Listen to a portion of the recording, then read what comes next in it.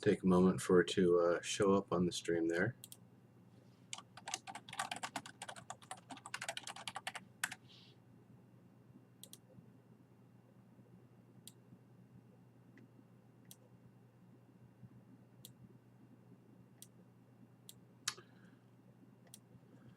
Okie dokie.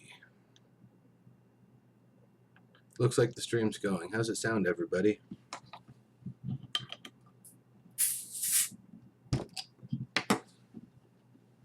Homebrewed English IPA.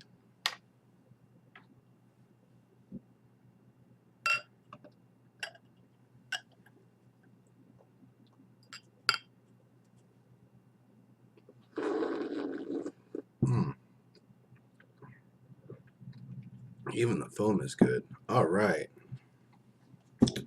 So I've got Magical Orb of Ranting. It changed the colors, you see. It's pretty cool. Anyway, time to actually get on to the content here. Thank you everybody for showing up. I really truly appreciate it, and I'll be keeping an eye on chat here. Hopefully one of the devs will graciously throw out some Founders Pack codes or hints towards one some point during the chat here, but we'll see. If not, thanks for showing up, everybody, and here we go. So, starting from the very, very top here. Now, let me resize a couple windows so I can see what's going on a little better.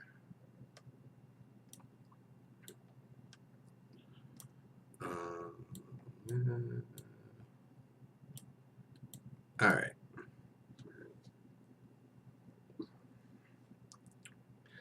So, first things first, importable assets that I want in EverQuest Next. Okay, first of all, I should say, welcome to the EverQuest Next Landmark live feature rant. There's probably only going to be one of these because that NDA is going to be coming up pretty quick, and all the awesome stuff that I'm going to be seeing I won't be able to really talk about. I realize this would probably be at least 2 weeks worth of documentation, plus images and such, to actually get all of this information out. So instead, I figured it'd just be better to do it in like a 2-hour video or something.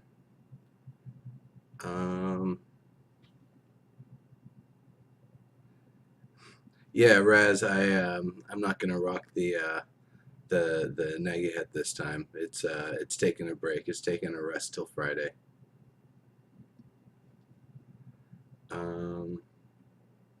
Yeah, my beard is smaller. I did get it trimmed at the beginning of the year. Oh, and I'm wearing my awesome SOE corporate shirt. You see, I got this at SOE Live a couple of years ago. Thanks. Anyway, enough about me. Let's get on to the content here. So, importable assets, and what I mean by that is assets of any sort which people can actually import into EverQuest Next Landmark in order to do whatever for their claims or campaigns or anything that they're making.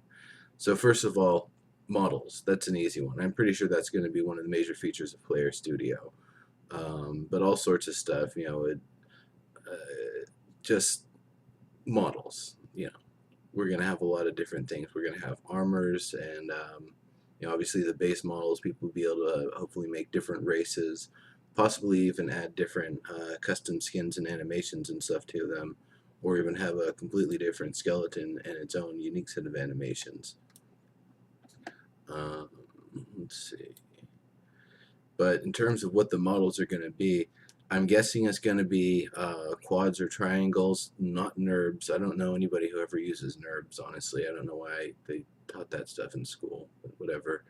And that'd be unless there's some sort of like fine voxel modeler that we get in the game somehow. So that's the first thing, getting models in. And then the next thing, I had talked about it for a moment there, animations. Actually being able to not only export the animations out of the game, or the skeletons for the characters rather, so we can do our own animations and pose them in various different ways on our own, but then being able to re-import those animations in some way or another, so that way we can add those as features in the game. Say you want to have like prone position for a sniper or something. That would have to be done with the skeleton, and then probably some amount of I guess inverse kinematics detection with ground collision. So animations definitely, and especially being able to create unique skeletons for creatures and models that have been accepted, or submit things and it has to go through a review process to see if it can be accepted. But that's the sort of stuff for animating one's own models that I'd love to see. All right, splines, space lines. These are one of my favorite features, and is one of the first things I learned about when I was doing 3D modeling back when I was learning 3D Studio Max. Basically, splines give a lot of different tools and features. For example, I can have a circle here and a square here, and have it loft between the two, and it'll smoothly go between the circle and the square.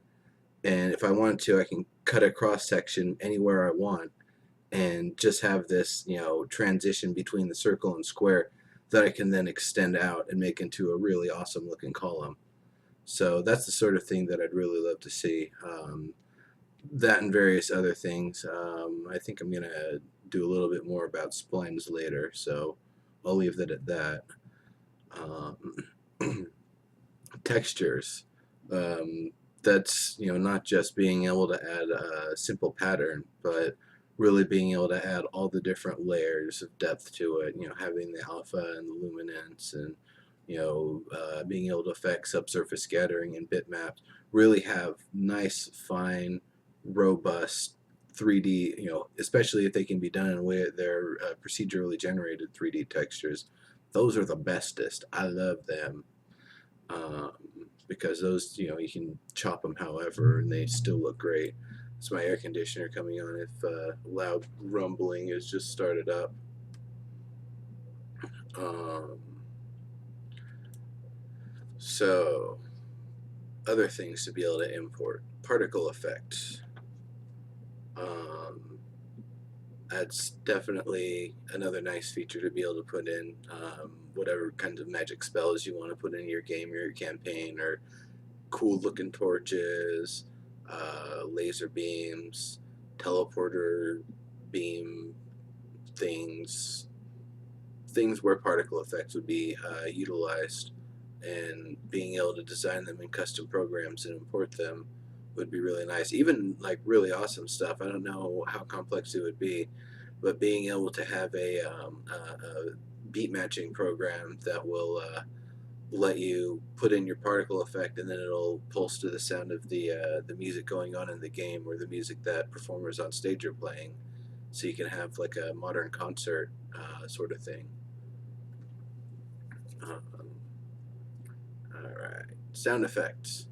Of course, being able to put in sound effects, that would be a lovely feature. I don't know if Player Studio is something that's going to handle that sort of thing, or if sound effects are basically just going to be, import them and they only work on your claim. A lot of this stuff, I'm not sure if it's only going to work on your claim or claims where it's been approved for use. It'll be really interesting to see exactly how some of this stuff is going to work, and how much of it's actually going to require Player Studio approval versus just being something that people can put in, but it stays on their claim. And if it's obscene, it has to just, they get deleted, and the player maybe gets punished or slapped on the wrist somehow. Fries.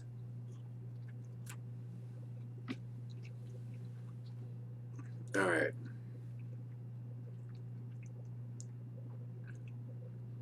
Music. Being able to import music. This could be as simple as a MIDI MIDI track that's designed in a certain way that can be imported, and it just uses in-game instruments and has it play it that way.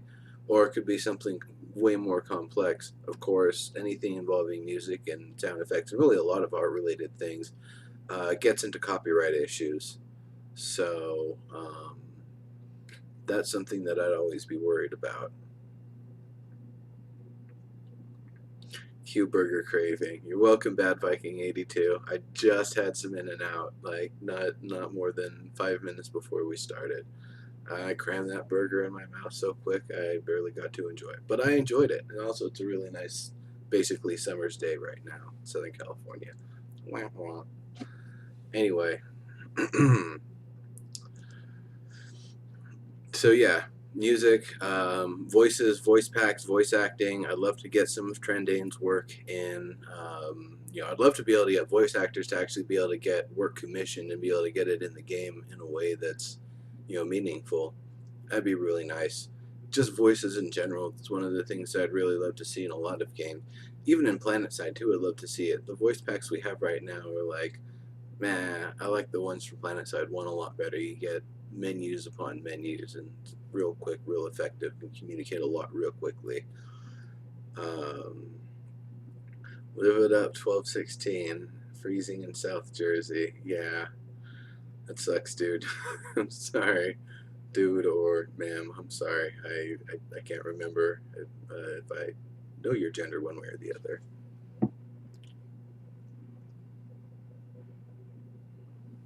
Awkward beer. Anyway. So, template images, that's another thing. Images that aren't going to show up for anybody but yourself and maybe people that are working on the claim. Whenever somebody is doing 3D modeling, or doing it in a way that's kind of process based or whatever, I would say it would start with actually drawing it out in a 2D format, doing like a character turnaround and what have you, and then using that as a guide for the 3D version. So, nice. A unicorn slaying, dude. Nice one, live it up.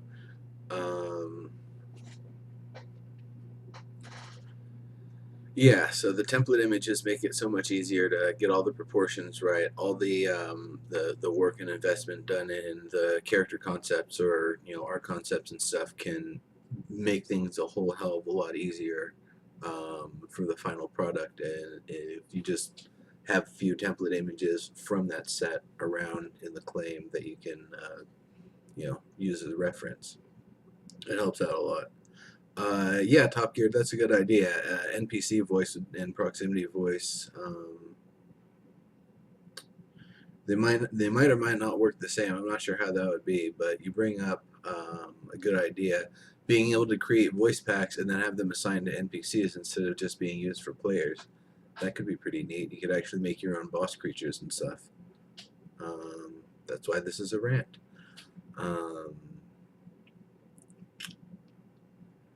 Alright.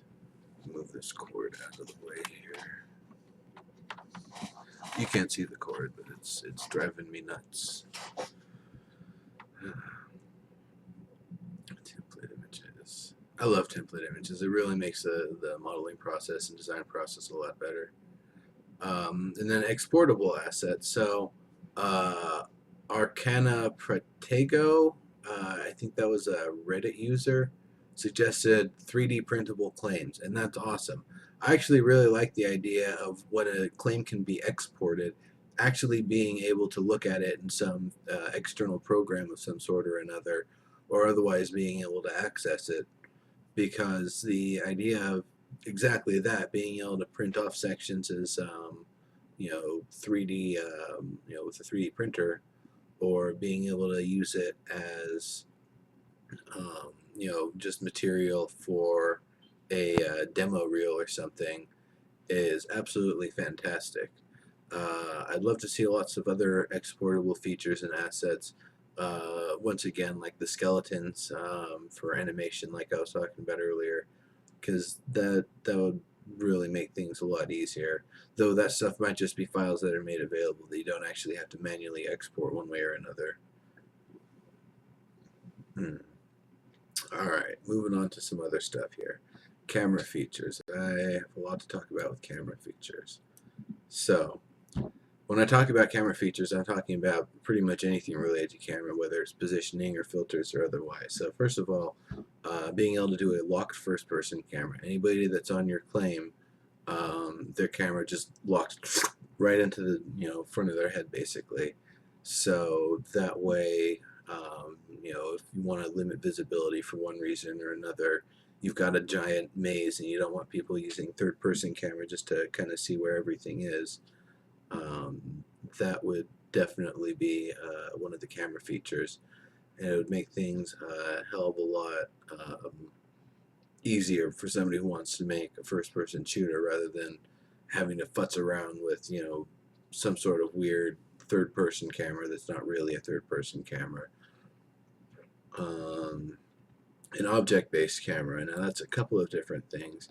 That could either be like a vehicle camera, like I've got a tank with 4 guns on it. Each gun has its own camera that each gunner uses.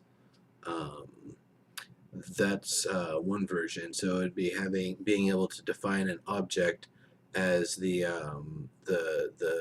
position by which the player is viewing things under certain conditions.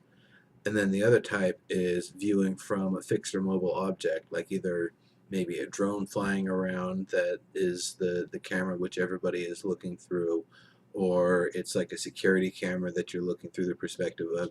That way, if someone wants to make some sort of modern or futuristic spy kind of thing, where all the different security cameras that are looking at them from the different angles is essentially representing how they're actually being viewed, or how they actually view the game rather. Um, or it could be another feature like that where you're some sort of trap master and you're seeing other players try to make it through, so they've got a different view than you. And when they get to the point where there's traps, you press the button and they go boom, hopefully. Um, that's a good one, Bad Viking. I'll get to that after I'm finished with the camera stuff. Remind me if I don't get back to it. Brr. Actually, let me grab some tea. Roasted green tea.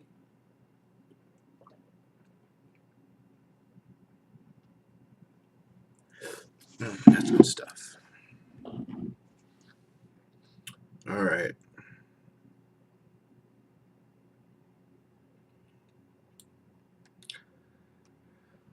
Locked bird's eye. So if someone wants to make like a Legend of Zelda style game, or something along those lines, or if they want to make, if I remember correctly, infantry was like a full-on top-down bird's eye. Um, something like that would definitely be a great feature. And that could be used. Someone could try to make a Bomberman clone in EverQuest Next Landmark, and I think that would be awesome. I would play the hell out of that. Maybe I'll make it. Don't take my ideas. Get out of here. Go away. Anyway, lock 3/4 view, and that would be like Qbert or Final Fantasy Tactics, or one of those kind of games where it's the maybe not necessarily tile based, but instead of being a flat plane, everything's kind of at the angle, and so up actually goes this way, and left and right actually go this way, that sort of thing.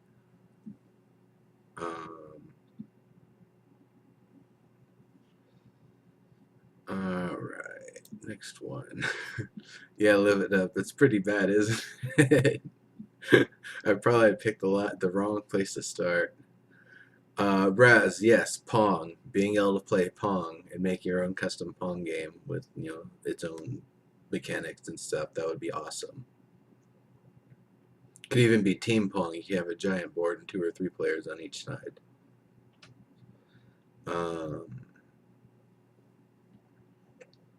So being able to hide certain objects or certain cameras, so you could do something where it's a cooperative claim, 2 people who enter and start the instance or start the mission or whatever.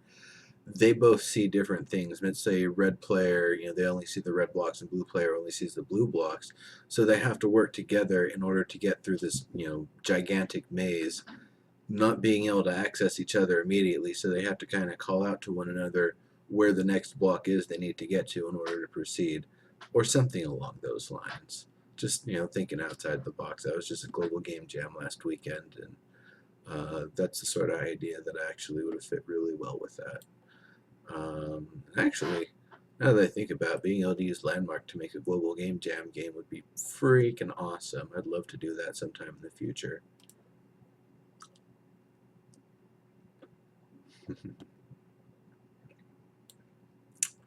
Alright, next one. Along cameras. Locked side view for a platformer. So you can make, a platform game. Mega Man Landmark, whatever. Platform games are awesome. I love them. And there might be ways that the heroic movement system could even be incorporated, even in the side perspective, which would also be pretty awesome. I don't know. We'll see.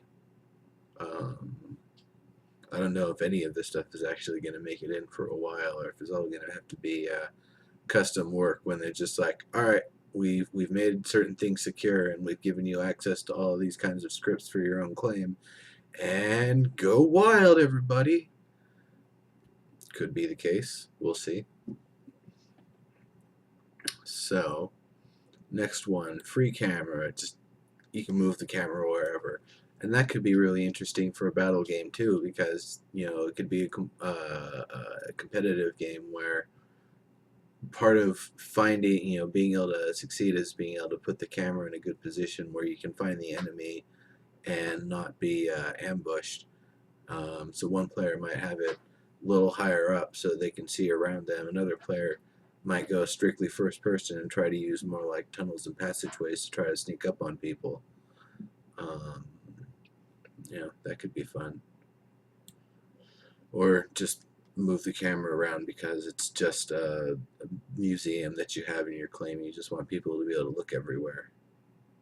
Now I'd love to be able to have lens shape and zoom modifiers so that way you can have a fisheye kind of effect if you want, or have it something that really extended a really clamped field of view.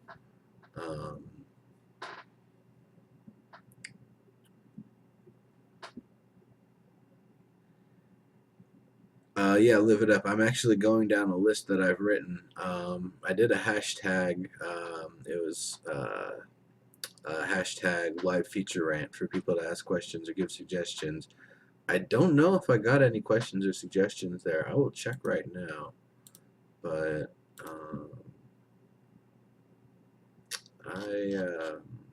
I'm not so sure. I think it was just me populating the live feature rant. Yeah. So I didn't get any questions there. I will take any questions though. Anyway, let me get through the camera stuff still, then I'll scroll back through the list here and get through some questions.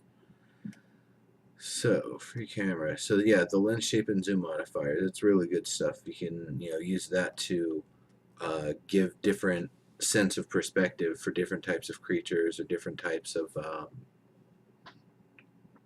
vehicles, or other sorts of things, or to make something seem weird or alien, or you're possessed and all of a sudden you've got tunnel vision or whatever. Multiple viewports. I'm not really sure, other than actually trying to build on the claim, when someone would actually get that. Maybe if you're in a vehicle and you've got the one viewport for your primary camera and then a little picture-in-picture for a secondary camera. Once again, that's a feature I've been asking for in PlanetSide 2 for since beta. They might do it at some point, but we'll see.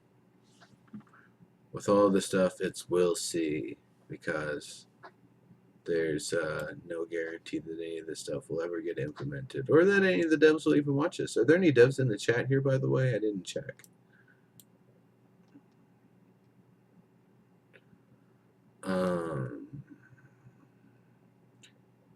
3D camera distance features. So let's say I've got a display device like the Oculus Rift. The 3D camera distance is basically, do I want the left eye and the right eye here and here, or do I want the left eye over here and the right eye over here, or however it'd be adjusted so that way the three-dimensionality would be proportional to the creature that's actually doing the viewing. And I suppose that would probably be more of a first-person-y kind of thing. Or, I don't know, I guess it would apply to third-person cameras too, if you're going to be using a third-person camera and you've got 3D awesomeness going. Adjustable grids, just being able to put down grids on your claim and being able to see where things are going to go and what it's going to look like. That's the sort of thing. It really helps with being able to plot things out, having things line up where you need them to. Um, just a very useful feature. A lot of 2D and 3D, pretty much any reputable 2D and 3D art tool has some sort of grid-based features, so there's no sense not to have it. And then on top of that, having grid-locked movement or yeah, basically when you've got the grid down, you'll either move in the direction, along the squares or along the lines of the grid or something like that. So that way you can build in such a way that's, just simple and blocky at first, and then you can add the resolution to it later. Right. And track locked movement. So it would be using basically a spline or some other method to define the track by which the camera moves. And let's say you've got something where it's a I don't know, it could be some sort of weird shooter where the person's removed from their character and they're just flying around with the track locked camera, just kind of shooting at things in the distance. I don't know. There's various uses. It could just be used for a demo, or when somebody first enters the area, the nice little golf camera fly through the zone before it gets to where the character's actually at, and then you get to start running around. Another really nice feature I'd love to see. So now I'm going to go back through and handle some questions. So the roundtable question on what's it called? How you want to group up. Yeah, they're making the game big surprise, everybody. They're making the game in such a way so that everybody has as much customization as possible to it. As many features as possible. You want to be in one group, join one group. You want to be in multiple groups, join multiple groups. Play it however you want to play it. I think that's more the intent they're going with the game. So, letting people group up however they want makes sense. Of course, that's next we're talking about, not landmark. Oh, I didn't see a new question. There's a new question? I haven't seen that yet. I'll have to check that out later. I don't think I have anything restricting links, so if you want to post a link to it, that'd be awesome. Awkward beer.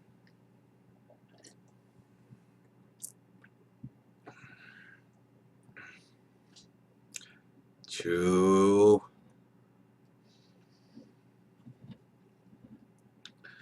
Alright.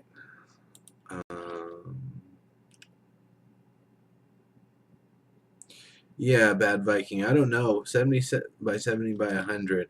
Like, I think of the idea of creating a, mountain dwarf gnome civilization with all sorts of, advanced gas vents and stuff like that. And, really awesome kind of stuff. And then I think of the scope and scale of it, and it's like, man, that could take upwards of 25 claims to actually get done or more. And the idea that it's going to cost more for the upkeep for more amounts of claims instead of less doesn't make sense. Maybe if you've got 20 claims that are not connected all across the world, then maybe the upkeeps for each one of those would be a little bit more steep. But for connected claims, it seems like you should be able to get a discount, a price break for each one that you have connected, because it represents a larger area that you're using for something functional. maybe not everybody is. Some people are just going to grab up nice places and leave them, and whatever. They can have their conservation society. I don't give a damn. People will build awesome things where they're going to build the awesome things, and if the thing is so awesome, then the area around it will have been made awesome in the process of them making that awesome thing. The idea of somebody putting down 25 claims and turning that into, a gorgeous castle, an awesome forest, and some, nasty orc mines near it or something. Um, that's not unreasonable even for one person to do. Um,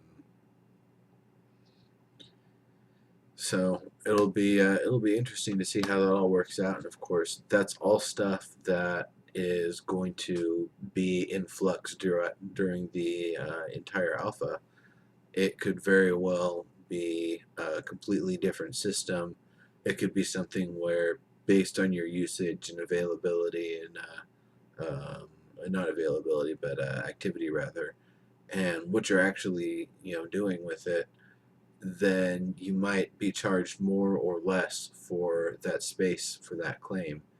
Um, but the idea that it's going to cost, even if it's a logarithmic increase and not an exponential one, more and more for each um, claim, that's just ridiculous. Like it should increase at maybe a logarithmic rate, but not 5 and then 6 for the next one. It would be 5 and then 4 and then 3.5 and then 2.5 and then 1.75 or whatever. I don't know. I don't deal with logarithms that much. They're kind of stinky. Anyway.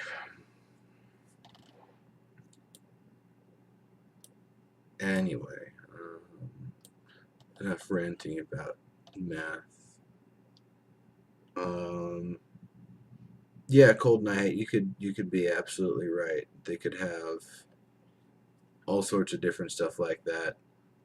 It could be a sellable feature, station cash for permanent claims that are much larger and don't have an upkeep cost or anything.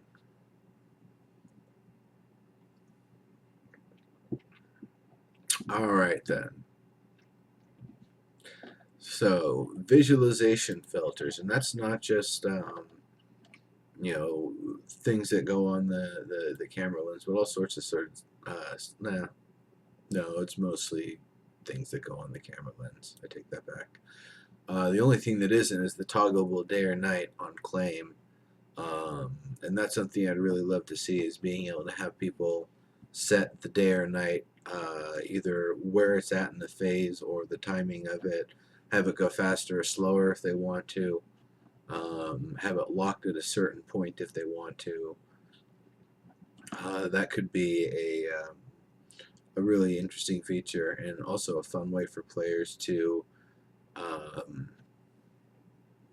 guess, kind of test around in theory, craft about ideas of, what they ideally want for their claim in their own game or whatever, in terms of the day-night cycle timing.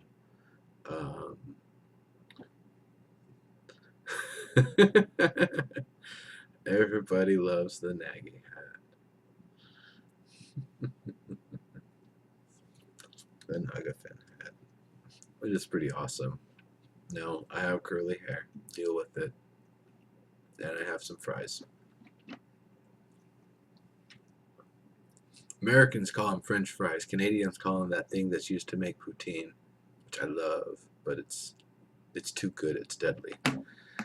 Anyway, so the actual visualization filters, the ones that I was thinking of, some sort of like a night vision or infrared kind of thermal vision kind of thing. Credit mode that colorizes whose work went into the claim, so you can see, and this could just be restricted to people working on the claim. You can see who's actually worked on it. You can see what stuff has been actually put in by those players versus what stuff comes from a purchased package that was bought with station cash. Um, Color filter, just being able to, you put the red color filter on, oh no, you're a zombie, or you put the green filter on, and you're drunk, or whatever. Or even going with something really hallucinogenic, where you've just got a fractal pattern constantly going and distracting, or um, things popping up that don't actually exist and just kind of fading in and out here and there.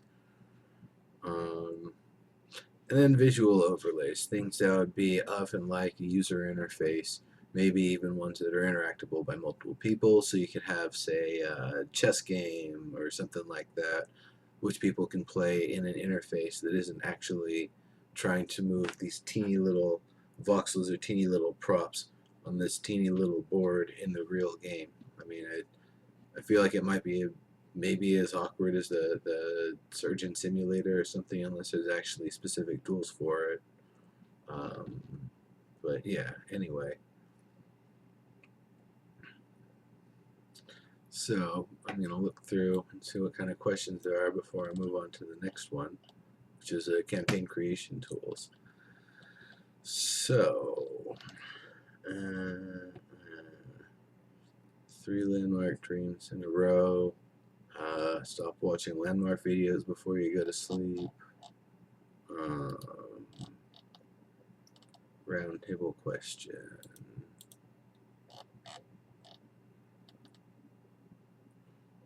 Would you like there to be an impact from weather/seasons in landmark?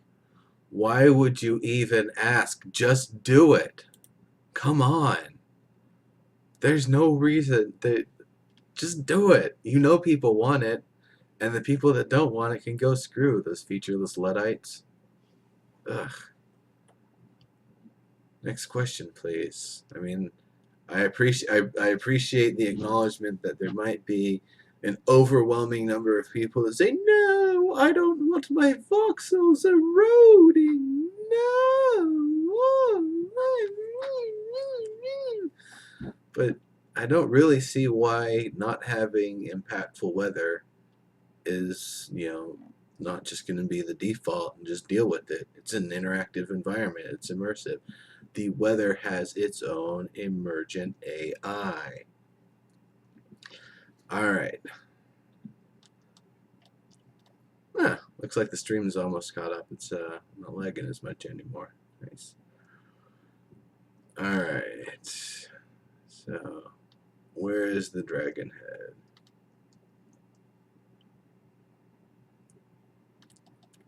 Yeah, round table, Nero with or without the hat. That's a good one. Let's ask the dev team that one. That's our community roundtable to the dev team.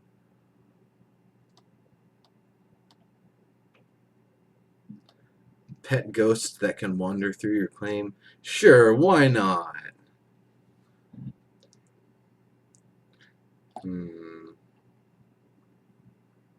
What was that? The Frankenweenie? Frankenwiener? The dog, the ghost dog, not what you're probably thinking of now, you sick bastards. Awkward beer.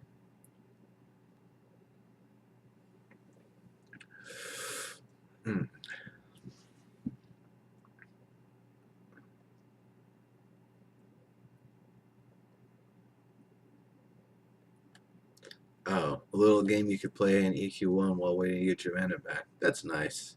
I liked having those. Those were some of the nice things I liked in World of Warcraft, when there was actually just downtime you couldn't do anything about. So you play a game. Why not? In fact, I'd like there to actually be semi-meaningful gambling, like being able to gamble for stacks of resources in Landmark.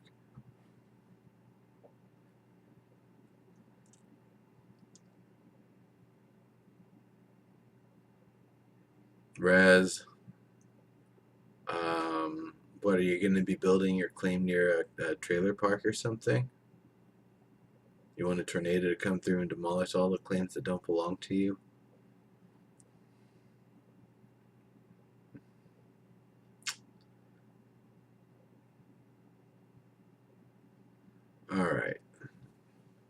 Campaign creation tools. That's a whole lot of shit. All right. Oh yes, there's profanity. If I didn't list the channel as profanity happening, profanity happens. Um, Custom attribute system. Yes, I want a custom attribute system. I want people to be able to define their own attributes, what they do, what they mean, how they interact, being able to really wipe the stats off of a character and give them a blank slash clean slate kind of thing. Basically, being able to build the entire stat system how you want, the mechanics for it how you want. So if you want to do an adaptation of D&D or GURPS or TWRPs or some other system, it becomes not only possible but rather easy to do. It just needs to have the tools available. T.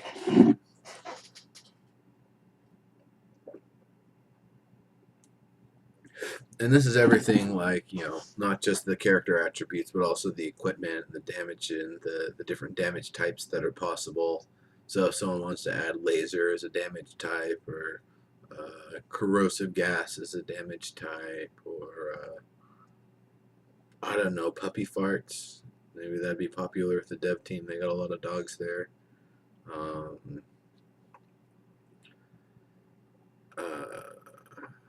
Custom image or custom items. So that's another one. Whether or not they can actually go off of the player's claim, just being able to design custom items. This could either be in the EQNL rule set, things that are designed in the Norath rule set for EverQuest Next as items that could potentially be, looted off creatures somehow, or any other sort of thing. Laser guns. I mean, I'm planning to do as much as I can to do some amount of a sci-fi shooter vehicles action RPG-ish kind of thing with the tools available, as well as trying to remake features of PlanetSide and have some amount of that in Landmark. So being able to make custom items is definitely something that I'd love to be able to have.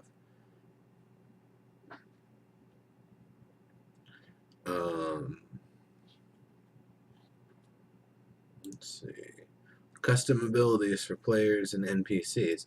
So yeah, being able to make your own techniques, your own spells, your own whatevers, especially with a custom attribute system where things to access some of those attributes never even existed before. Um, that's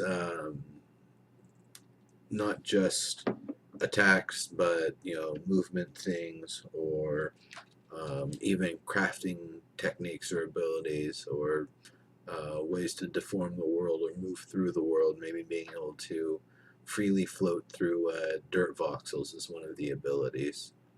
Um, it'd be lovely to see. Custom modular equipment. This is being able to design sets of equipment that the different parts are able to be modularly added and subtracted, much like the armor that they've already shown, where you have the one suit of armor and you can choose whether you want to have like the full coverage version or just the sexy boob plate version, which they need to get past that boob plate stuff. It's really annoying. I mean, it's 2014. It's 2014, and honestly, that stuff is just childish at this point. Anyway, modular custom equipment is definitely something I'd love to see. Being able to have different interchangeable parts, as well as being able to have equipment sets where the player can choose kind of which parts they want to have, or versions of the parts that they want to have available.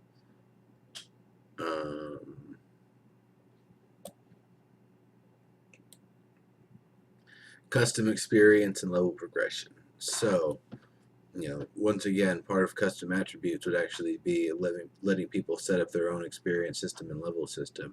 So this sort of stuff, if someone leaves the claim, all of their progress on that claim is saved with the package. And if the player who owns that claim disappears and comes back in a year or something, that claim and all of that data is still there. You can just walk back on and be the Gronk smashingest motherfucker in there, just like you were a year before when they disappeared inadvertently because they went to prison for something. I don't know.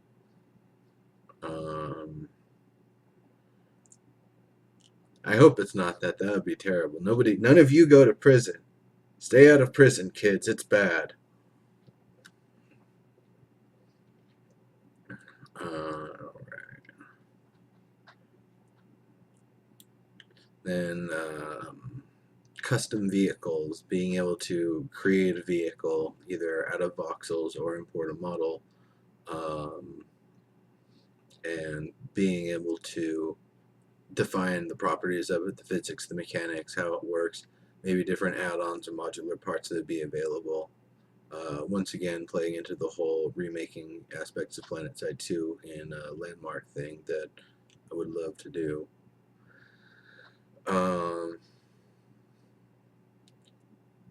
Custom AI profiles. Now, this is one,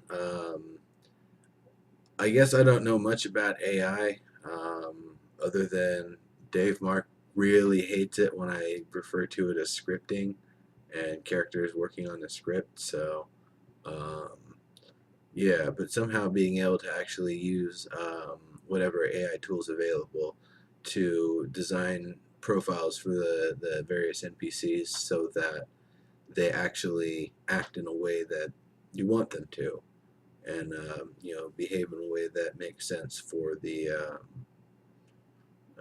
context of what's going on in that campaign or that claim or that specific battle even.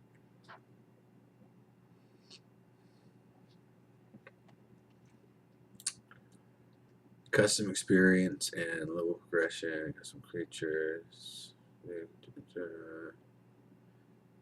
instancing. Okay, I'm going to stop before instancing because this one is, I'm still continuing with the campaign creation tools, and there's a lot more still, but this one's probably going to be a lot to talk about. So I'm going to stop and take a look through all the questions and comments here real quick.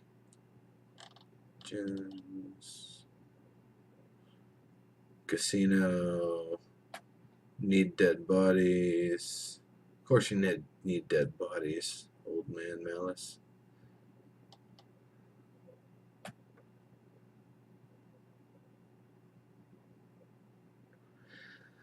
What are my thoughts on selling item plans instead of fully built items so you can put the materials you want? I don't know. I thought that sold items could be modified. If they can't, that really nullifies a lot of the purpose of it, because a lot of the things I want to be able to sell is like, here's the gold version. If you want the diamond version, do it yourself. But I could understand that maybe being something they want to do, so that way, after I've made the gold version and I've made mad buku bucks off of it, I can then get the diamond stacks to put up the diamond version, and then people can buy that, and I get the extra money, or however that's going to work. But I do actually like the idea of people being able to put up just the template, and people being able to fill it in, doing it for cheaper, or even being able to bundle something like that up and just send it to somebody, so that way they can just fill it in on their own terms. Um, Maybe the only Player Studio interaction would be submitting at one time, so Player Studio knows that it originated from you and you don't want it actually being monetized by another player, so that way someone can't just steal your idea and rip you off. So yeah, that's I really hope that sold items can be modified. I can understand limitations, that they wouldn't want someone to grab some fancy piece of art and then just mirror it across to the other side, and bam, they have a second version of it or something. But I'm not really 100% sure how it would work.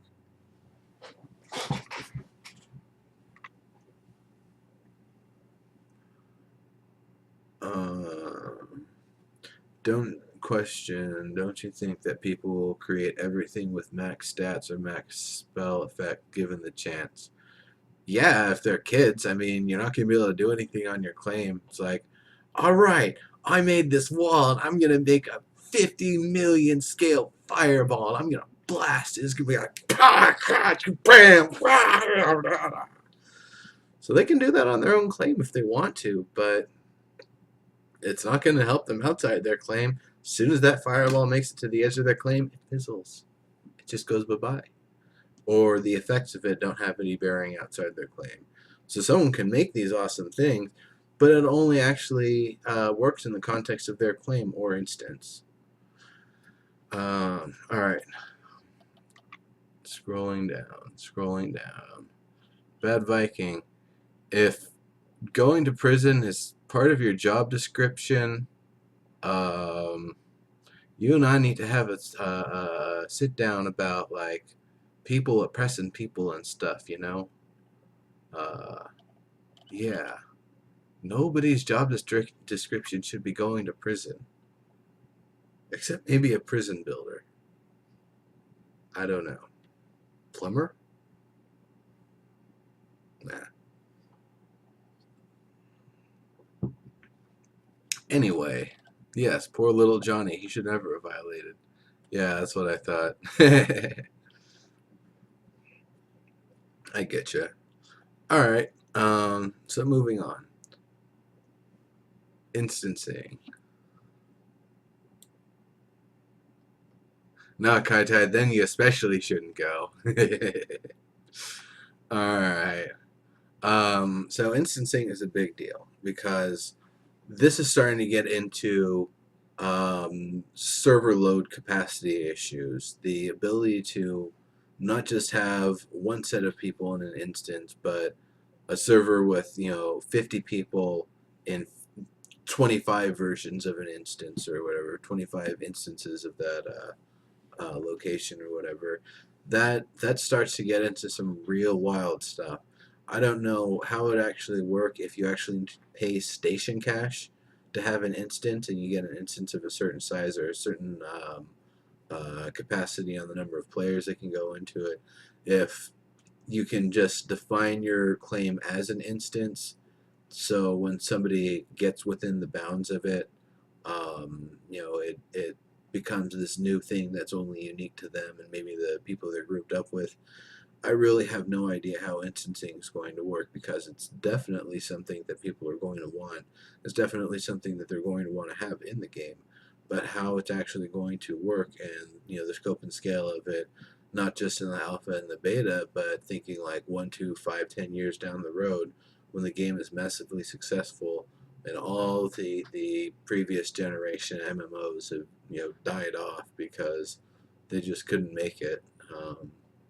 Yeah, that's that's the sort of thing I'm thinking about. It could be a really big deal. Um, so next subject. Areas which can be defined for procedural regeneration. So this would be being able to set up part of the claim with the ability to actually have part of it regenerate like the natural world. Now, there might be some limitations that you can't modify within a certain distance of it. Um, I'm really not sure how it would work, and I'm really not sure how the dev team would actually want to balance it. But it could be more than nothing more than a glorified snow collection location or dirt collection location, basically that you just go back and it's on your claim. You just go every few minutes and grab some more dirt real quick and build some more dirt castle with it.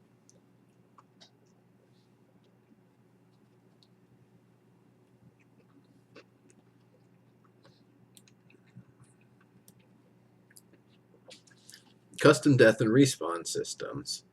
So this is allowing somebody to not only define how the death and respawn system works given the context of somebody participating in their claim, but also really being able to add more features to it, death sickness sort of things, or having to run to a certain point or run back, or seeing things in the death world that you wouldn't see in the living world, or maybe death isn't even death and it's just when you run out of health you move to a different phase, and when you run out of health in that phase you move to a different phase, and it's just some real weird trippy sort of thing going on your claim where you just what What about burgers? I'm not eating a burger right now. This is fries. I already ate my burger. Um,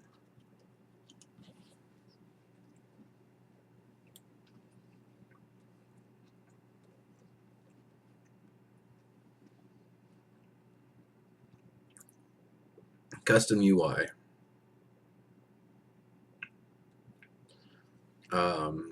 Yeah.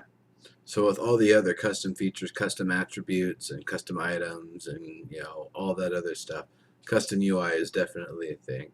I don't know if it's going to be Lua or ActionScript, which apparently is what the UI in PlanetSide 2 runs on, which it just boggles my mind. But if that's the thing that works best, that's the thing that works best. I'm not going to question it.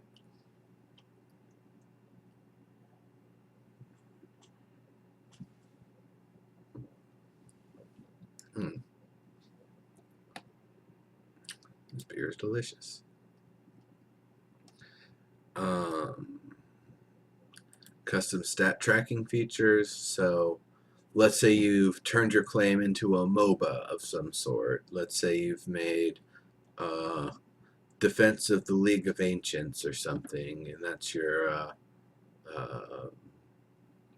that's what you want to do in Landmark, is just manage your own MOBA. Well, okay, they have a stat tracking system then that would allow players to have their success rates and stuff tracked over time. It could just be win loss, or it could even be kills and deaths and assists and all that sort of stuff. Structure kills, creature kills, currency earned, all that sort of stuff. Mm.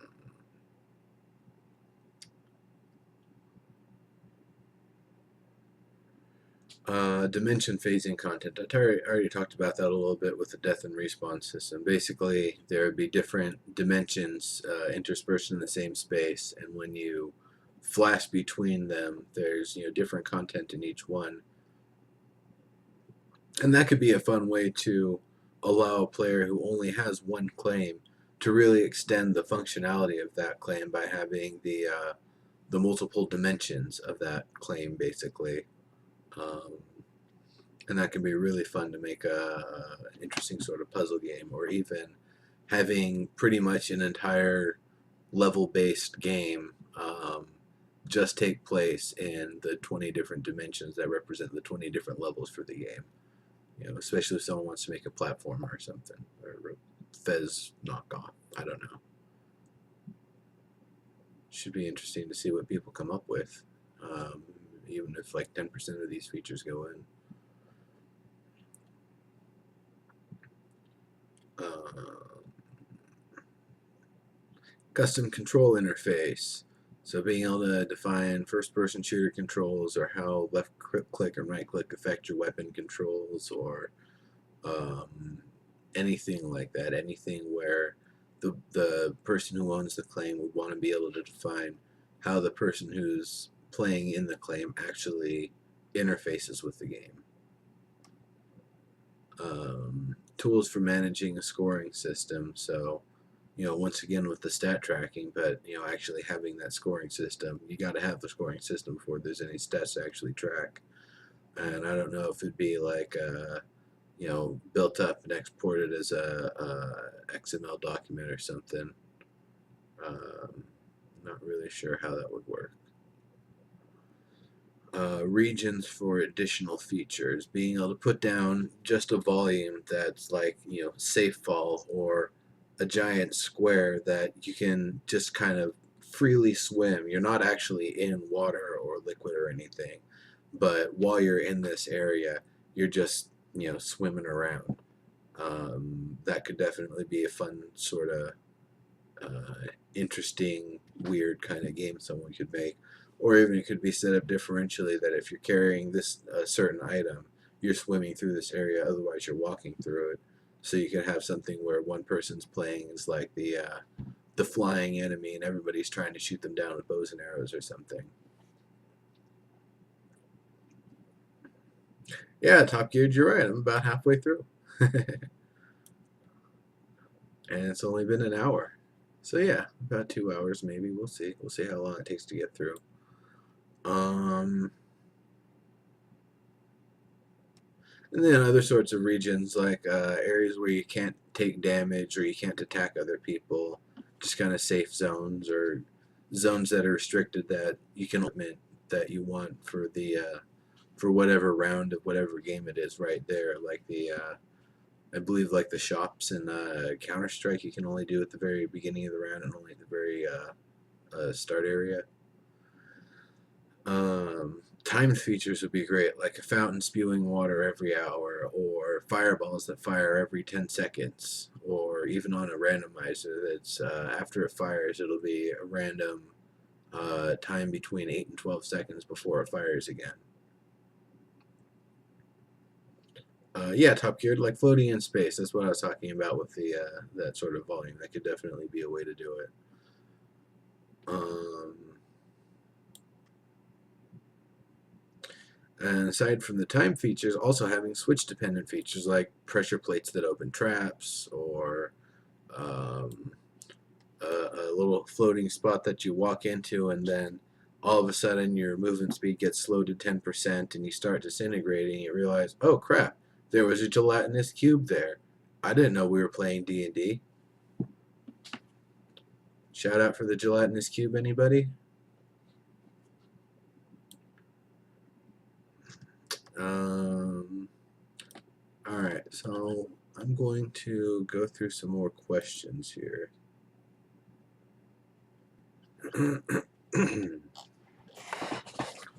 Alright.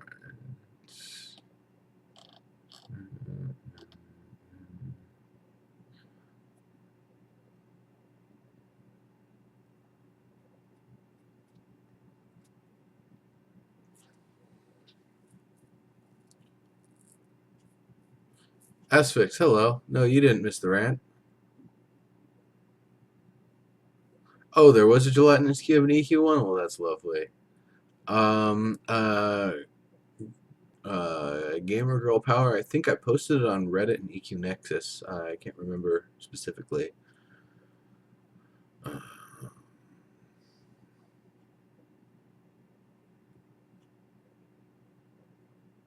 yes, I am a trailblazer. And that's why I'm doing the rant now, because I'm definitely going to be under NDA, if not from Friday, then certainly when the alpha actually gets started. All right. Um,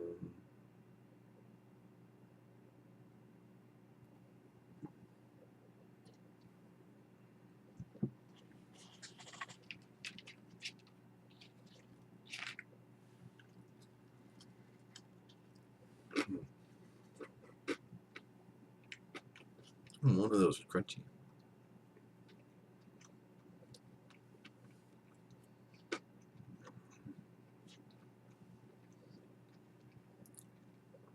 All right.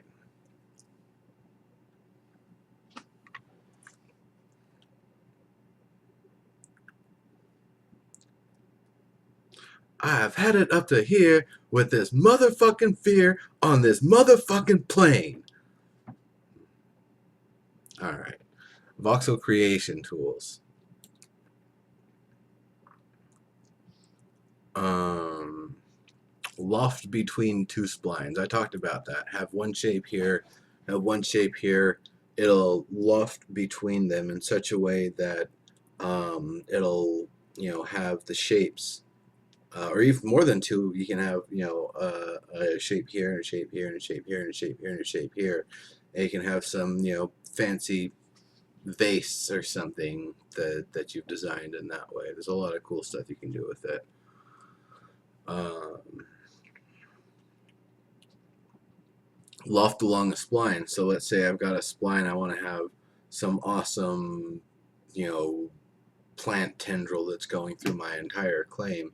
So I'd not only be able to have voxels loft along the length of it, um, but also being able to maybe have other controls like having it taper over the length of it.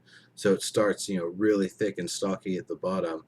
And then by the time it's, wrapped all the way around to the very top. It's just this teeny little point at the top. And that would just be using the taper tool along with the loft.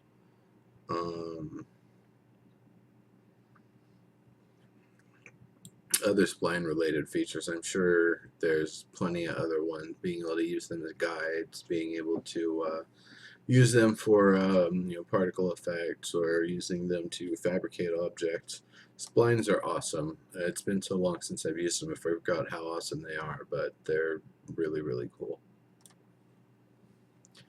Shape select tool. So instead of just selecting things in a square, being able to select using a predefined shape that you've created to grab something and move it wherever, or place the selection tool somewhere and then fill it in with something. And then the other side of that would be a tool where you can put the box around something and it will ignore all of the airspace and just save a selection of all the actual filled in voxels there.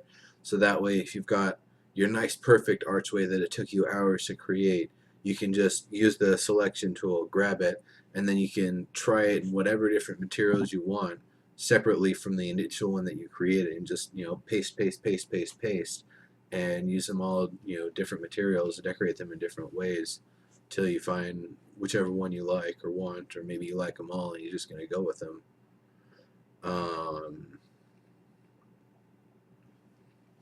Yeah, so with that, I would also want to be able to save and load selections. Selections probably aren't going to be so complex that it wouldn't be very difficult to have them saved to the hard drive and then be exportable from the hard drive as a file, or also be savable to the actual account.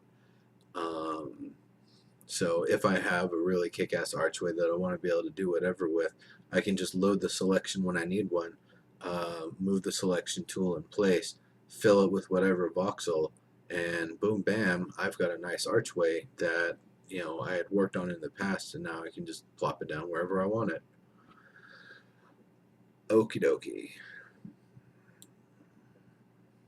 And then also being able to, with that, being able to load additive or subtractive versions. So if I've got a an archway and I want it to have like a spider web in the middle of it, and I have a spider web that I've already made, I would load the selection tool for the archway. I'd load the selection tool for the spider web inside of that archway, basically, and then I would have kind of the shape of the two objects together. Then I can put it somewhere, fill it with whatever voxel, and then it'll look like the spider web is turned to stone or something cool, I guess. I don't know. I'm sure there's probably a better example, but I'm gonna move on to the next one here.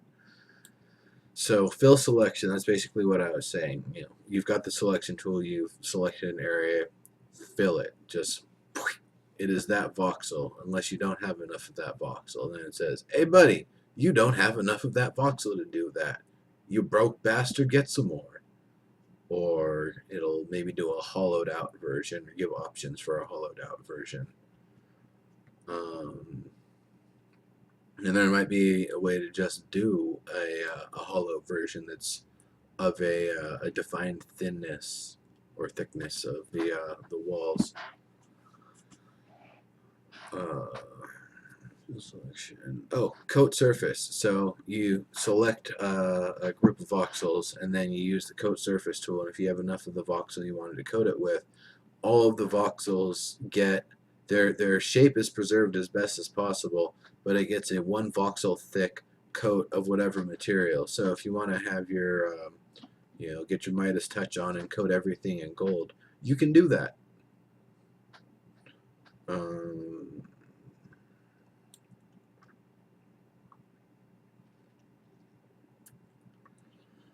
Material specific selection. So let's just say you want to select only the gold in your claim, or only the dirt in your claim, or only something that you're trying to remove from the claim.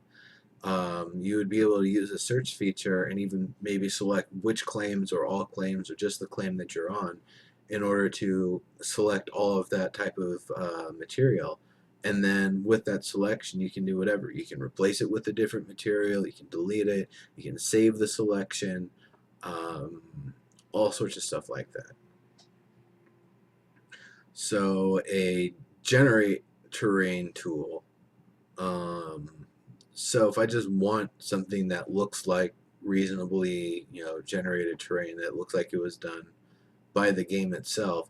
So I've gotten my 10 claims and I completely flattened the land barren and did all of my building. And once I'm finished building, it's okay.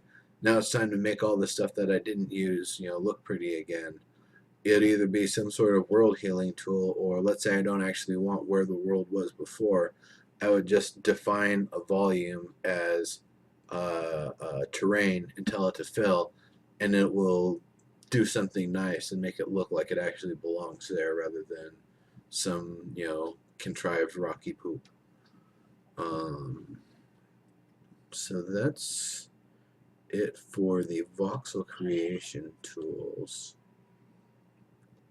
Yeah, I'm going to look through the list. I see there's been a lot of chat going, and I definitely appreciate that. Let me see what we've got. Yeah, man. Yep, them jello cubes.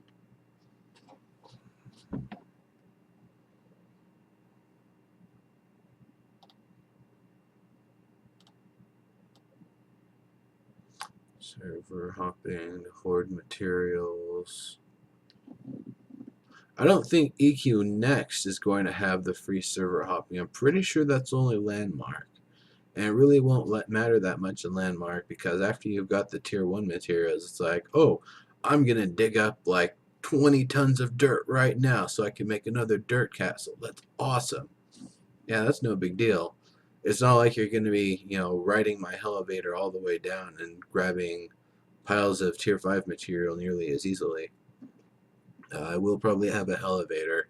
And if anybody wants to join the elevator project, I'll probably post some details about it when the alpha starts in the alpha forum. Derp. Derp indeed.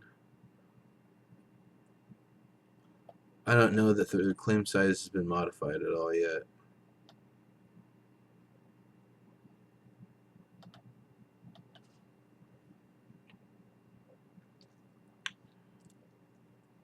Where's this?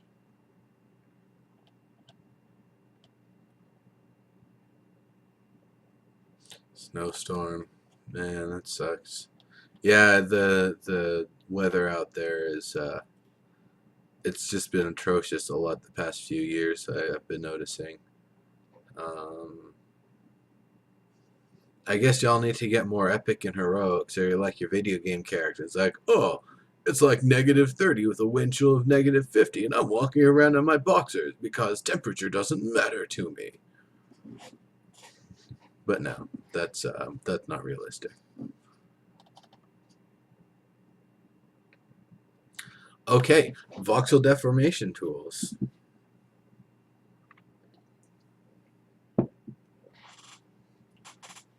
So the ruin tool. In order to have something that looks broke up and ruined in a way that looks really cool, I'd love to be able to have a tool where I can set it over an area and define how much I want it to ruin, how much I want the voxels in that area basically to crumble into dust and essentially be returned to me, how much of them I want to be like warped around the edges and banged up, how much I want it to be broken up, and then when I set it using physics or whatever, it'll all fall down. So I can have, a few perfect archways or bridges or whatever, and then a few of them that are ruined, and they're done in such a way that all the wreckage and stuff is down on the ground, and maybe I'll even bury a little bit more manually to make it look like it's been a while. But being able to have very realistic looking destruction to the terrain as a part of the actual design of it, just to make it look cool.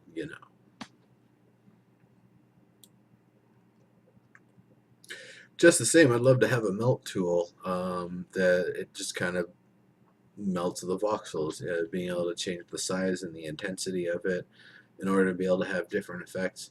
Because that could be something really cool where it's a place that looks like it used to be a city, and there's, everything's all burnt and charred looking, and there's a few statues of the city's heroes or whatever, and they all look scorched and melted because, yeah, some dragon came through and just fucked their shit up. Um, that that would be pretty cool to have. A seal tool to be able to um, just seal any gaps. If you grab an area or select an area and use the seal tool, and any area where there's a very teeny gap of less than 2 voxels, it just fills it.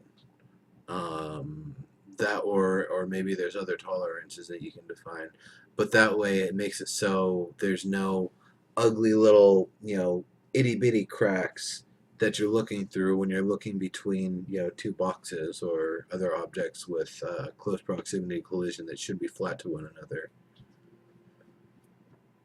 um,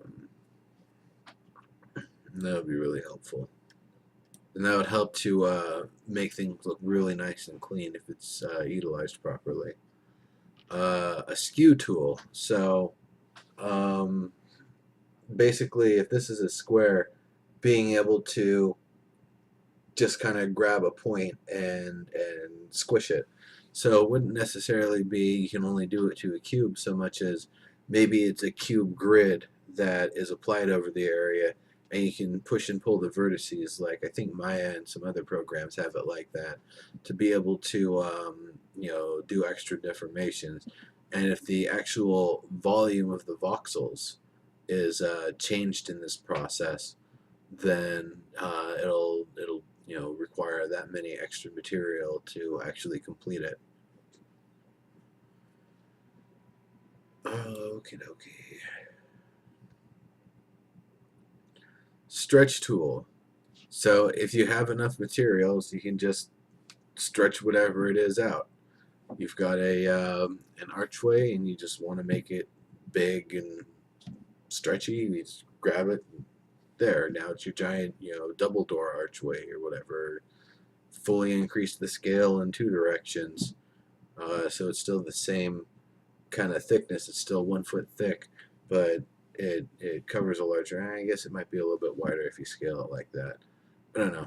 It's up to the person doing the scaling to determine how they want to do it. But being able to stretch things and manipulate them in that way would be great. Also, being able to squash them. And also be need to have ones that actually do preserve the volume of voxels that you've got in there. So if you stretch an object like this to here, it just fills the internal ones to the exterior to compensate for that surface volume. All right. Extrude, shape extrude. So using either a selection or a spline or something else, being able to have a shape and just extrude it out from there. So if you've got a polygon where you've got one face here, one face here, one face here, you can either have them all extrude out in like an arc, or even have them individually extrude out and make their own, like, 3 claws or 3 pathways or whatever kind of coming off of it. Tiger claw. Awkward beer.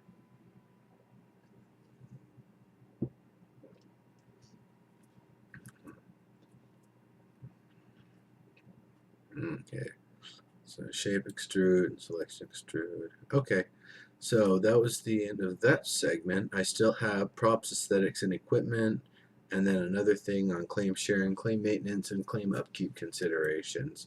So not too much more to go, but of course this could also be a lot. I'm going to scroll back through chat here, see if there are any questions or cool stuff.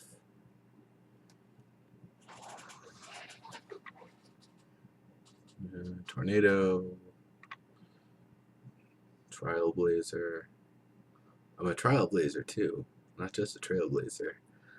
Uh, Name size maybe tweaked. Burgers win. Going to Red Robin. You take the burger home at Red Robin. You just do the endless fries and drinks. That's where it's at. Um, Go to sleep, slacker. School. No, that is correct. Geek Domo has announced there will not be a Into the Portal or Starcast for the next 2 weeks. Just taking a break and looking forward to when he returns. But until then, he's off doing his Geek Domo thing, and that's all good. Let's see. SOE needs to hire Neuro. It's many great ideas. Yeah, ideas aren't enough to get someone hired, unfortunately. But we'll see if I've got more than just ideas to get hired with, or something. We'll see.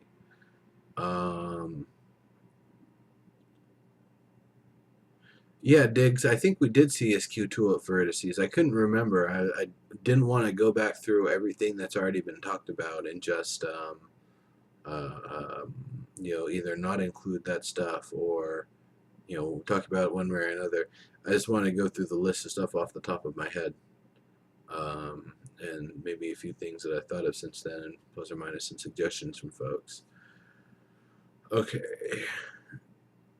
How do you get up into the tree house? You climb a tree. People climb trees. Spiral ramp or staircase? No, just climb straight up like a koala. Be awesome about it. Bad Viking, we are not going to be doing a live Twitch from SOE. However, during SOE's stream, we might get to pop in and say hello, or we might be hanging out on the couch or something. We'll see.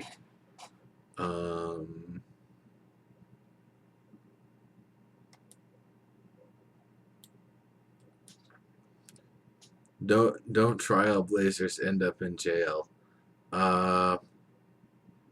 No, Trailblazers is the ones that I don't know. I don't have anything creative for that. Okay, Trailblazers are the things people wear when they don't want to be too formal when they go to a trial. It's a blazer they wear when they're. All right.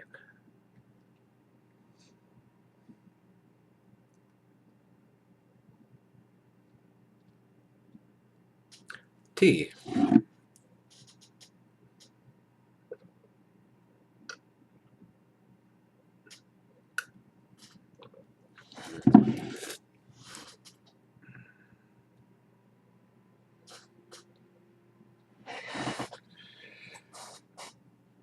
Yeah, Raz, you would think with this fancy little shirt of mine here with this nice little SOE logo that I am indeed an SOE employee, but no, that is in fact not the case. If I was, I probably wouldn't be able to talk about it as much because I'd probably be an associate level designer or producer or something, and I wouldn't have the authority to go on and be talking about stuff and potentially violating the NDA. But yeah,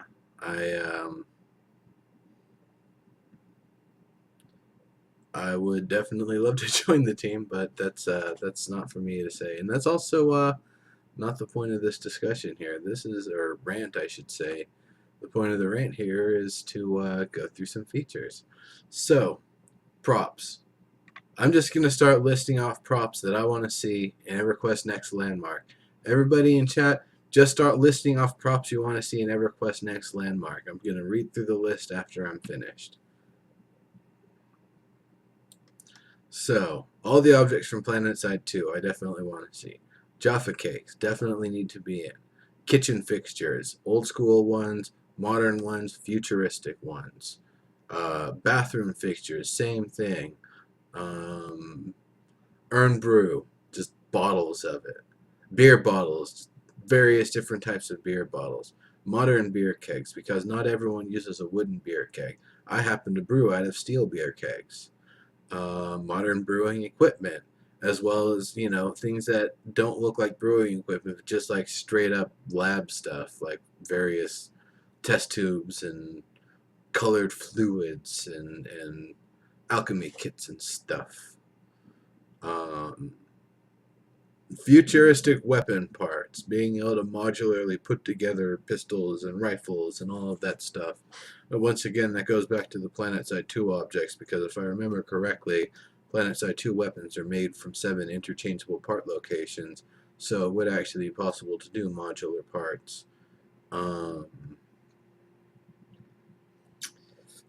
Fantasy weapon parts, steampunk weapon parts, cyberpunk weapon parts, cyberpunk cyberware. Actually, I'd really love to see, even though we've got a pretty decent Shadowrun game that just came out, and it's a lot of fun, it just doesn't quite quench it for me. So I'd love to have the ability to do the full-on Shadowrun thing, orcs and magic and cyberware and The Matrix, not the one with Keanu Reeves, and that movie was a ripoff anyway.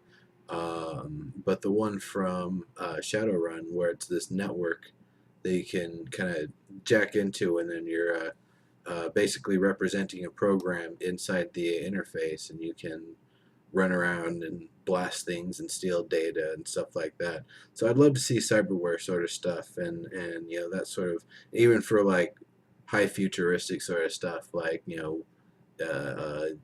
way futuristic. I would imagine cyber modules and stuff like that would definitely be a feature. Steampunk stuff, valves and pipes and brass things that look like they do stuff with gears and levers and pulleys and things and electricity and um, you can leave the Victorian stuff behind. I'm not really married to the Victorian era. It's kind of shitty and pornographic. Um, all right. So that was a bit of a list. I'm going to see what some of the folks are saying in chat here now. Okay. Cheap plastic sexual aids. No. Flat screen TV that plays YouTube videos. That would be awesome. Forest of dongs and mountain boobs. Yes, we'll have plenty of those. Aquarium things. That would be great. Definitely animal habitats, small and large, and features for those. Working clock faces, working clocks. That would be wonderful. Dead bodies. I'm sure there'll be no shortage of those. Bodies on torture devices with pom poms. That is very specific, Malice, but yeah, I guess that counts. Small desktop computer that runs Twitter in our castles. Really, Asphyx, really. No, you get to alt tab to use Twitter. There's not going to be Twitter integration in. Although Sword and Sorcery had Twitter integration, and that game was great. So I don't know. We'll see. We'll see.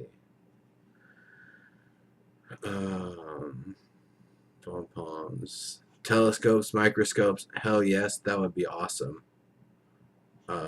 Broken, melted, ruined versions of props. That would be awesome. Alchemy stuff. Wall paintings. No, Raz, what happened in Tron is that the dude got digitized with the digitizing beam. What I'm talking about is you're still a human on the outside. You're plugged in. You can still be shot at, but you hopefully got homies that are covering your ass while you're jacked in. But meanwhile, because the brain moves so much faster, what you're doing in the network is going at a rate of 1,000 times what's going on in the real world. So while you're in there trying to, unlock the door so you can get the hell out of there, you've got, 2 or 3 beefy dudes near you with big old shotguns and SMGs and stuff that are just, holding it down to make sure you don't get shot to shit. That's more what I'm talking about. The dude getting sucked in the machine is a completely different sort of thing. I would love to see that sort of stuff, though. various, different dimension sort of things. A pedestal that can hold a crystal and fog, uh, icicles, buckets, beds, curtains, books, scrolls, bookends, cases, or candles rather, mops and brooms, door knockers, clock faces, rugs, puntable garden gnomes, yes, uh, treasure piles,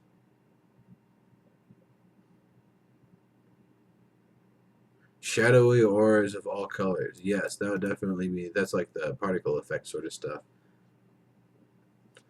Would be cool to see closets and wardrobes to hold gear. Absolutely, I'd love to see features where any item that can be worn can actually be placed as an aesthetic. So that way, somebody that's got a real badass piece of or a set of armor that they're not using anymore, something that's real pretty that they're proud of, they can have it on display on a mannequin or a wooden rack or something, somewhere in their home, or even up on the wall or something. And actually, going back to a document that I wrote a while back, the idea that a guild could have some legendary item or something as their symbol. Nobody gets to use it anymore. It's ascended to the status of being their symbol or whatever. Having that mounted above the main doorway or something with some bright shining light on it or something, that could be pretty cool. Yes, mannequins.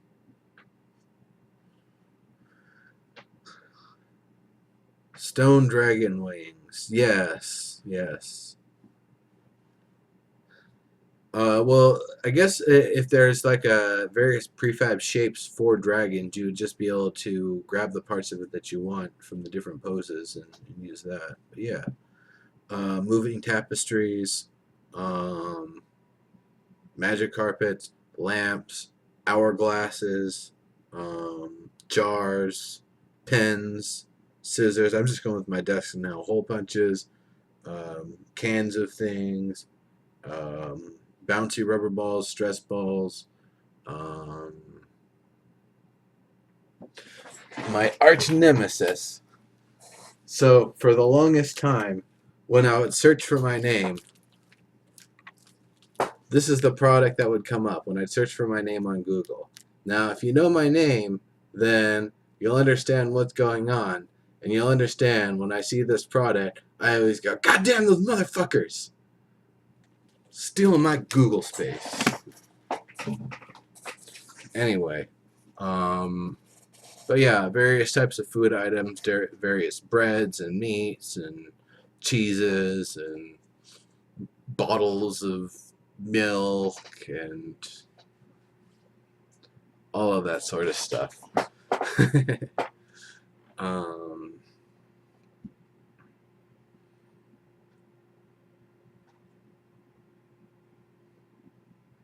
that awesome smashing thing from The Hobbit in the beginning of the movie with the dwarves. You mean Gandalf? He smashes things. Okay, so believe it or not, this is getting pretty close to the end here. So claim sharing is something that I definitely wanted to go over because claim sharing is a big deal. It's going to be one of those things where if players are able to share their claims with one another and have somebody access it and even pay for it and maintain it, um, that would be the workaround people are going to use if having multiple claims is going to be cumulatively expensive.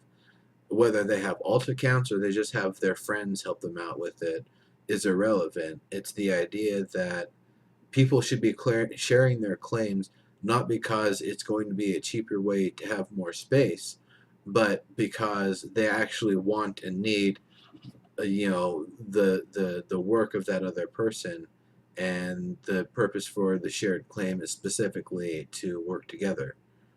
Otherwise, I'm just going to see it, or I expect to see it rather, as a feature that's going to be abused, and once again, that's going back to the whole pricing of claims is going to be a big factor in how it's going to work one way or another.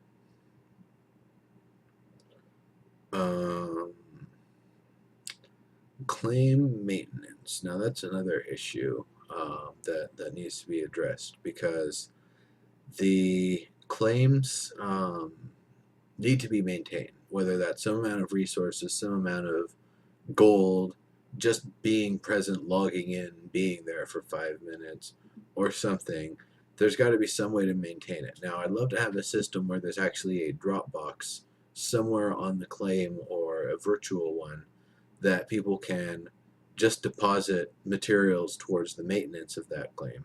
If I play on a claim that I really enjoy and I really want to make sure that it's going to be around for a while, I want to know that I can come back every month, drop in, 10,000 of whatever material it needs in order to be maintained, and know that I can come back the next day and that it's still going to be there, even if the person who made it is long gone, whatever reason.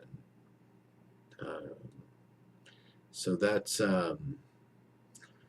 definitely something I'd love to see. But I also want to make sure that the claim maintenance isn't done in such a way that it defeats the purpose of claims actually being able to degrade.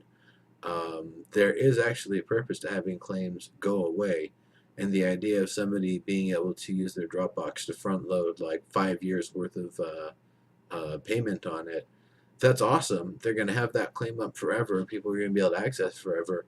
But for what? It's, if they haven't done anything with it, if it's just a stupid, dirt lot with nothing on it, then it's basically just a waste of server space. And even though the person paid up front for it, it's just going to be an eyesore that lingers for the entire duration of the payment. So that's the sort of thing that I really hope um, is looked into and addressed. And that also comes with, that was the other thing I was going to say, is claim upkeep considerations, is what it's actually going to take to upkeep a claim, what it's going to cost, how difficult it's going to be, how difficult it's going to be to actually do the upkeep, whether it's just an interface you access from wherever, or if you physically have to be on that claim in order to access it, how annoying, if it can be done on a regular payment schedule, so long as you logged in that month within a couple of weeks of the payment, it automatically does it, or something. I don't know. I really have no idea what the best way is going to be, and that's something that we're definitely going to work out as a team during the beta, or during the alpha rather.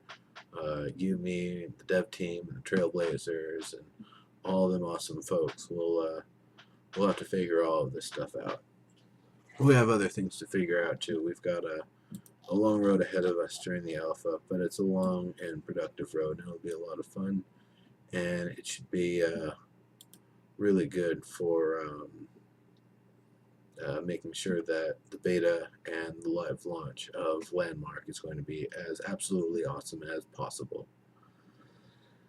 So I'm going to scroll back through the chat here and see if there is anything else.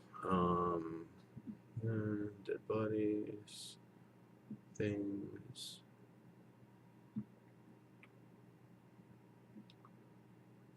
Closets and wardrobes to hold gear. Yeah, that'd be pretty good.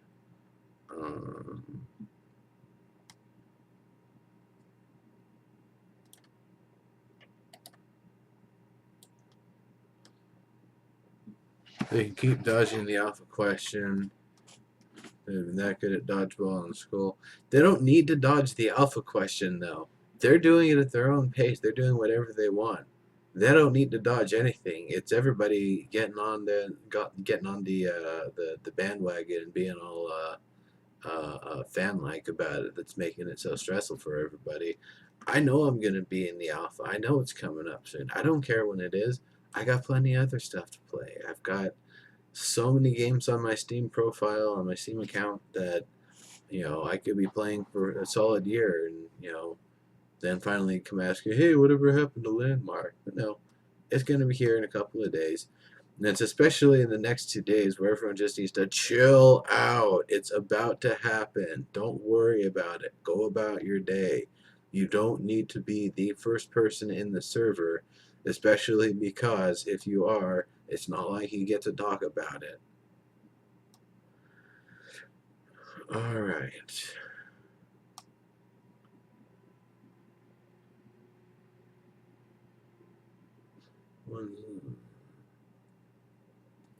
Someone said something about some sort of forum, but I don't know. I'll have to read that later.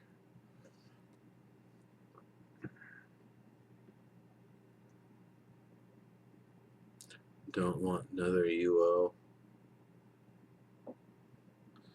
I would really hope this doesn't turn out just to be another UO. That would be weird.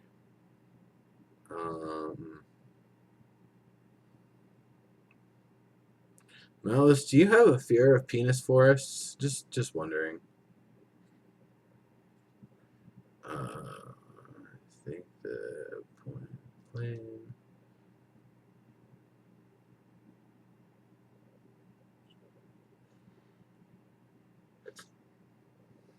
Tons of trailblazers foaming in the mouth. No, I don't need to say it on the forum. That's not my job. That is not what I'm here to do. The trailblazers who are all ants in their pants and foaming at the mouth, and any other metaphor, can just hold on to their jocks because it'll be here soon.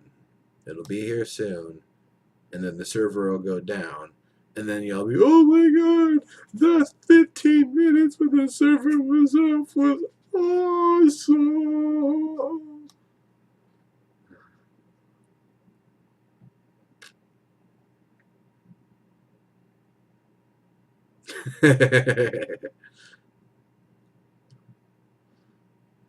It's not the penis forest that I'm afraid of, it's the type of wood that I would get from those trees.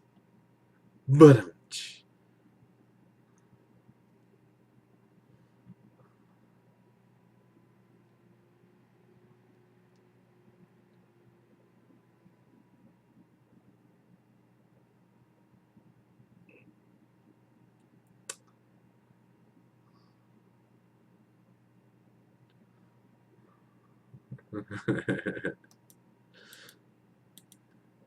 Alright, well, I mean, I've gone through all of the content. It's been an hour and 42 minutes. Thank you, everybody, for sticking through this with me. I still haven't finished my beer, or my tea, or my fries. So I'm definitely willing to keep this going, keep chatting with everybody. Well, we want to keep on going here, but um, if it if it just kind of devolves into just random mumblings and ramblings of bullshit, then I will probably have cut off the point before this already, and that will be the highlight video that goes on YouTube. Otherwise, the rest of this gets up to. But let's see.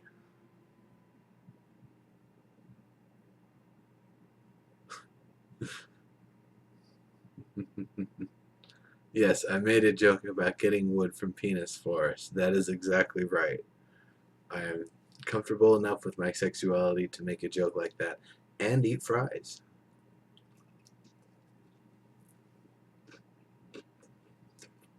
Gravity and voxels.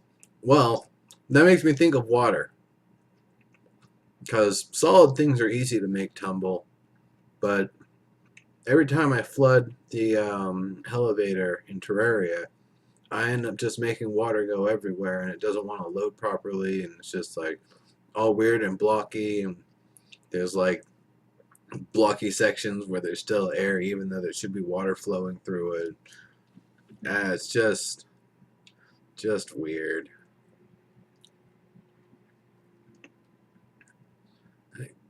Gamer Girl Power, thanks for joining.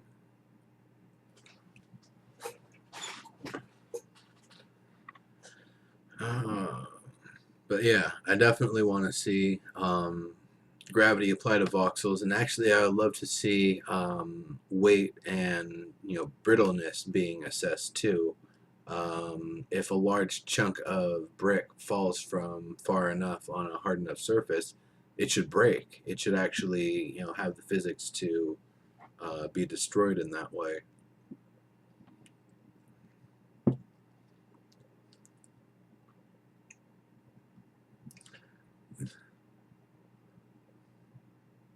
Yeah, Malice, I'm sure you want to get waterfalls within your castle. Nice typo. Hmm. All right, Bad Viking. See you later. Enjoy your burger.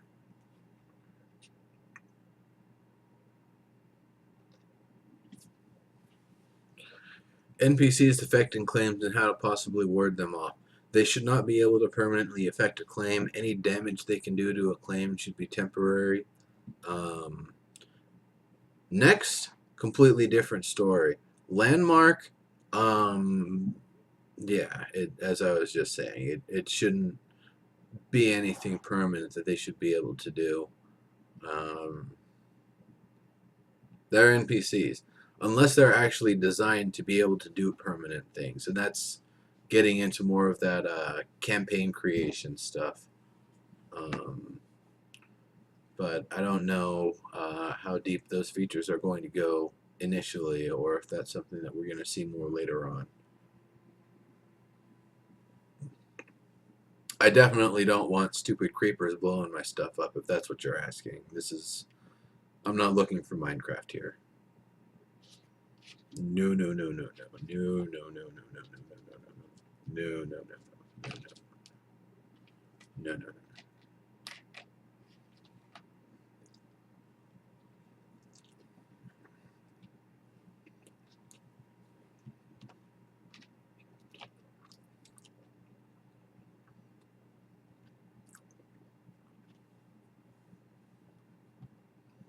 Oh, you would, Malice.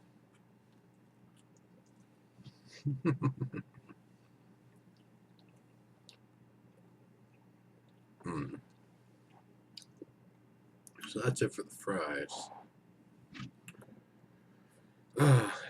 Yeah, I don't see too much meaningful content anymore. Does anybody have any other questions or any other suggestions or topics or props that you want to see in the game?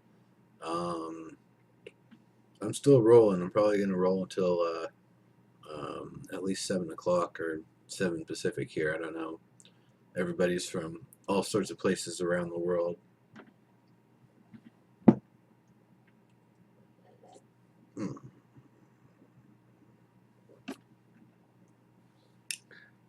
The awesome thing, even though it's been this long, it's still got a bit of head to it. Well carbonated beer. English IPAs are one of my favorites. They're a really solid beer. The Meantime and Sammy Smith English IPA are a couple really good solid ones. I aspire to brew ones of that caliber when I brew them. They're just delicious. The the key to it is the Maris Otter, the base grain, the base malt that's used. It's just so delicious. It's got this like cereal, like honeyed, oaty kind of taste to it that's just dynamite. It's just delicious. It makes everything taste good. Um, and it's not room temperature. It's serving temperature and maybe slightly over, but it's still cool. It's not like warm, but um, for me, an ice cold beer is a waste of material for my palate because at that cold, a lot of the kick ass isn't even available. It needs to warm up just a little before some of the flavors actually start coming out.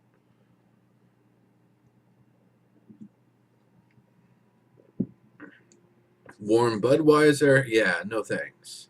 Warm, dry Irish Stout or English IPA or something where it's normally served at 55 or so. Yeah, that's those are good when they warm up. Those are just fine.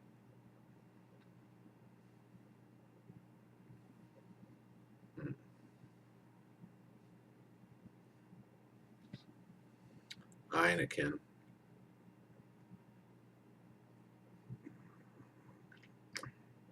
Malice, your typos are just getting awesome now.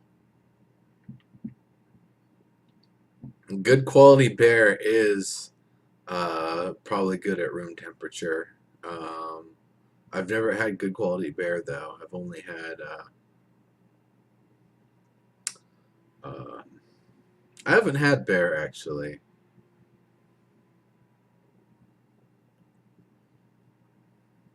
Yeah, beer's good. So I've got a Kolsch style and a dry Irish stout right now. I might bring a little bit of one, a little bit of the other for some of the dev team.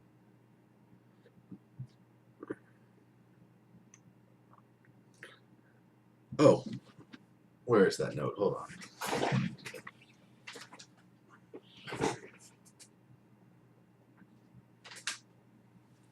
So, interesting fact about Mr. Dave Georgeson. He writes in uppercase letters, even using small uppercase letters for his lowercase letters, except when he does emails. Then he uses actual lowercase letters proper. Very interesting.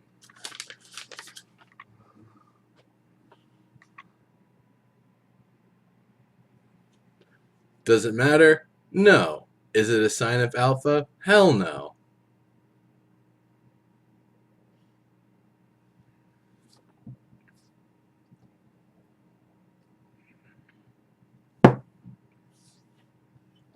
I think that was his writing. I don't believe somebody gave me his contact information. I'm pretty sure I got that directly from him.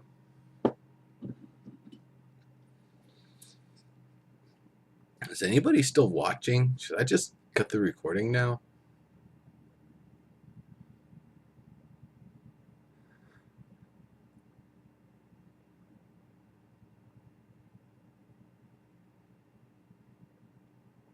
A sign of Half-Life 3. Sigh of Half-Life 3, even better. Malice, your typos have just been awesome. Like, maybe you should go back to kit style typing where you actually look at the letters as you press them. Because I don't think touch typing's been working for you tonight.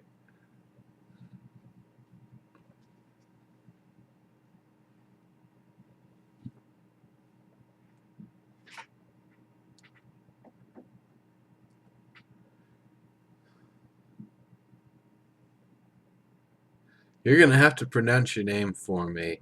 Is that A1 bophobia?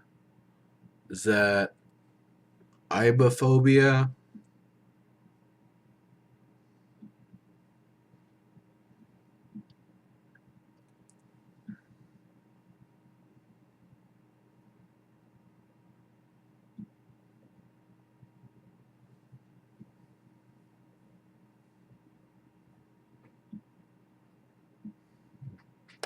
I gotcha. Yeah, Diggs. At this point, I am probably just gonna cut the stuff after the content is over. It is just kind of ranty and long-winded and lacking of meaningful content at this point. Um, the hell is ibophobia?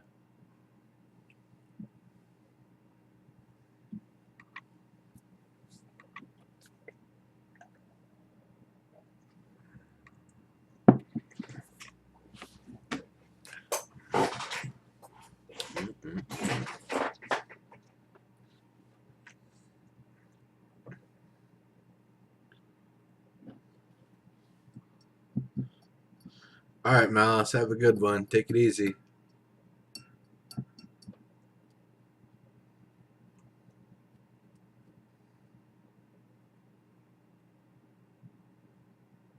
A fear of palindromes. That's awesome. Does a race car scare you?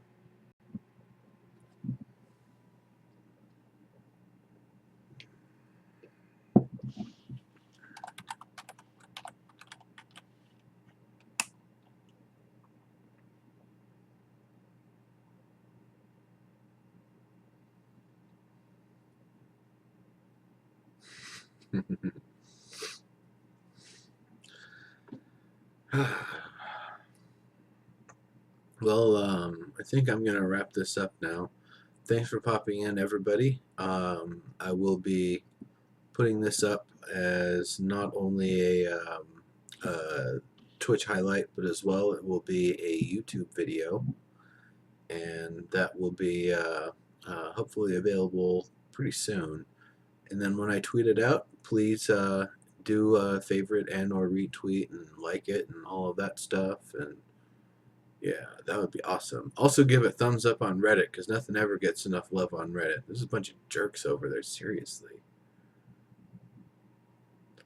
But yeah, I am done. Thank you very much, everybody.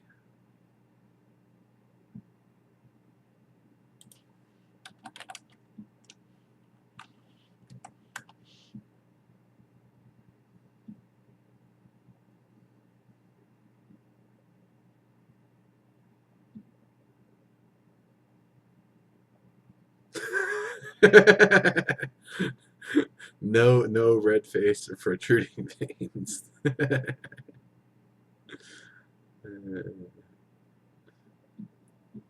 Yeah, I'm just letting it catch up to everybody before I finally sign off here. Phone.